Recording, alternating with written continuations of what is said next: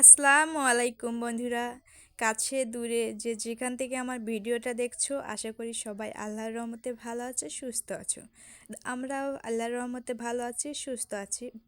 প্রতিদিনের মতো নতুন আরেকটা ভিডিও নিয়ে চলে আসলাম। আশা করি আমার ভিডিও তোমাদের সকলের ভালো লাগবে। আজকে আমি আমার মায়ের বাড়িতে আসছি।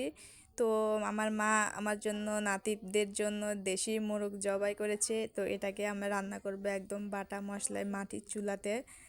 খেতে কিন্তু অনেক মজা লাগে। তো সেজন্য আমি মুরগিটাকে বেছে নিয়েছি। এই যে এখন মুরগিটাকে আমি চুলার ভিতরে আগুন দিয়ে পুড়ে নিচ্ছি। এটাকে আমি এখন ভালোভাবে ধুয়ে নেব মুরগিটা পুড়ে।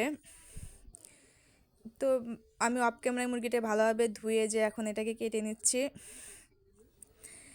আর আমার ভিডিও যদি কারো ভালো লাগে, অবশ্যই আমার চ্যানেলটাকে সাবস্ক্রাইব করবেন, লাইক কমেন্ট শেয়ার করবেন।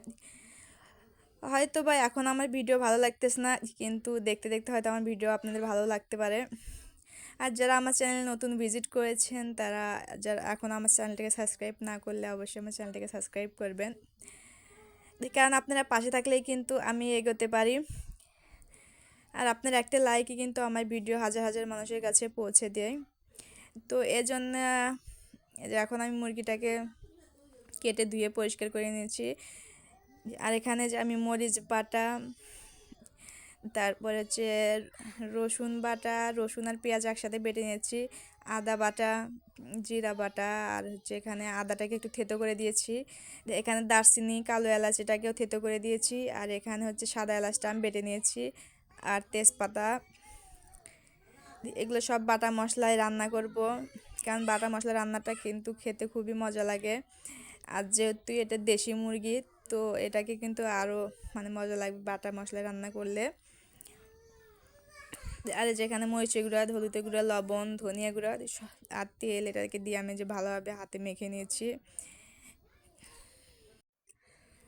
এখন এটাকে যে আমি ঝোল দিয়ে রান্না বসিয়ে দিয়েছি। আসলে কিন্তু মায়ের বাড়িতে মেয়েরা আসলে মা কিন্তু অস্থির হয়ে যায় যে মেয়েকে কী খাওয়াবে, নাতিদের কী খাওয়াবে, তাদেরকে নিয়ে কিন্তু ব্যস্ত থাকে।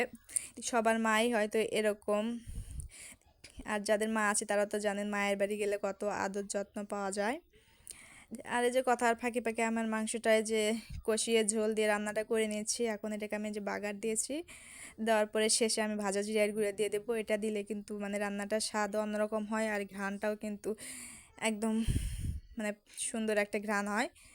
এটা ঘ্রাণটা আমার খুবই ভালো লাগে। তো আজকের মতো এখানেই, আল্লাহ হাফেজ। দেখা হবে পরবর্তী ভিডিওতে। আসসালামু আলাইকুম। সবাই ভালো থাকবেন, সুস্থ থাকবেন, আর আমার জন্য দোয়া করবেন।